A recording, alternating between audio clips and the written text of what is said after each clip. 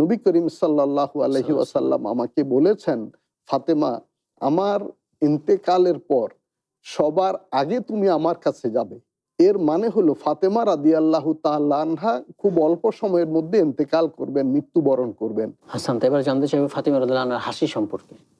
হযরত ফাতেমা রাদিয়াল্লাহু তাআলা আনহার শেষ হাসিটা ছিল নবীজির ওফাতের পূর্ব মুহূর্তে। জি।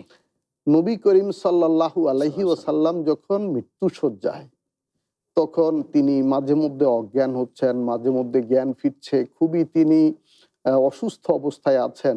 ওই সময় সবাই খুবই বিষণ্ণ, খুবই কান্নাকাটি করছে সবাই। তো হযরত আয়েশা রাদিয়াল্লাহু তাআলা আনহা বর্ণনা করেছেন, ওই সময় সবচেয়ে বেশি কান্না করছিল, সবচেয়ে বেশি পেরেশান ছিল ফাতেমা রাদিয়াল্লাহু তাআলা আনহা। প্রতিদিনের পুষ্টির চাহিদা পূরণে পরিপূর্ণ আস্থায় আরডি ইউএইচটি মিল্ক, ভালোবাসার বিশুদ্ধতায়। তারপরে নবী করিম সাল্লাল্লাহু আলাইহি ওয়াসাল্লাম তাকে কাছে ডাকলেন, কানে কানে কেন কি বললেন, সুবহানাল্লাহ। বলার পর ফাতেমা রাদিয়াল্লাহু তাআলা আনহা হাসলেন। তখন মা আয়েশা রাদিয়াল্লাহু তাআলা আনহা বলেন, আমি অত্যন্ত বিচলিত হলাম যে এই অবস্থায় তিনি হাসলেন, এমন কি কথা নবীজি বললেন। জি জি। তিনি বলেন যে আমি তখন পরে ফাতেমাকে জিজ্ঞেস করেছি যে, ফাতেমা, আপনি যে হাসলেন এর কারণটা কি? নবীজি কি কথা আপনাকে কানে কানে বললেন যে মৃত্যু শয্যায় আর আপনি হাসলেন?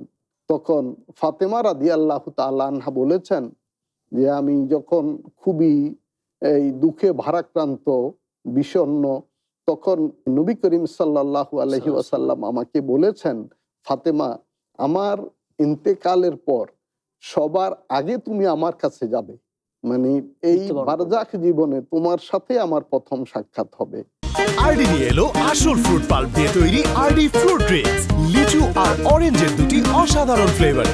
এর মানে হলো ফাতেমা রাদিয়াল্লাহু তাআলা আনহা খুব অল্প সময়ের মধ্যে ইন্তেকাল করবেন, মৃত্যুবরণ করবেন। আর এই সংবাদ শুনে তিনি আনন্দিত হয়েছেন, আনন্দে আহ্লাদিত হয়েছেন, আনন্দে আটখানা হয়েছেন, তিনি হেসেছেন। এবং আসলে বাস্তবে দেখা গেল নবীজির ইন্তেকালের 6 মাসের মধ্যেই ফাতেমা রাদিয়াল্লাহু তাআলা আনহা ইন্তেকাল করেছেন। সুবহানাল্লাহ।